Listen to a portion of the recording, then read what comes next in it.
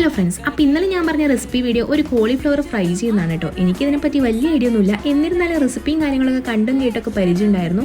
അപ്പോൾ ഒന്നോടൊന്ന് യൂട്യൂബൊക്കെ നോക്കി കൺഫേം ചെയ്തിട്ടാണ് ഇതിലേക്ക് ഇറങ്ങിയിട്ടുണ്ടായത്. അപ്പോൾ അതൊക്കെ ഒന്ന് കട്ട് ചെയ്ത് സെറ്റാക്കി എടുത്തതിന് ശേഷം നല്ലവണ്ണം കഴുകിയതിന് ശേഷം കുറച്ച് ചൂടുവെള്ളത്തിൽ ഉപ്പിട്ടിട്ട് അത് തിളച്ച് വരുന്ന സമയത്ത് നമ്മുടെ ഈ കോളിഫ്ലവർ കൂടെ അതിലേക്ക് ഇട്ടു. അതിന് മുമ്പായി ഞാനത് കുറച്ച് മഞ്ഞപ്പൊടി വെള്ളത്തിൽ ഇട്ട് വെച്ചിട്ടുണ്ടായിരുന്നേ.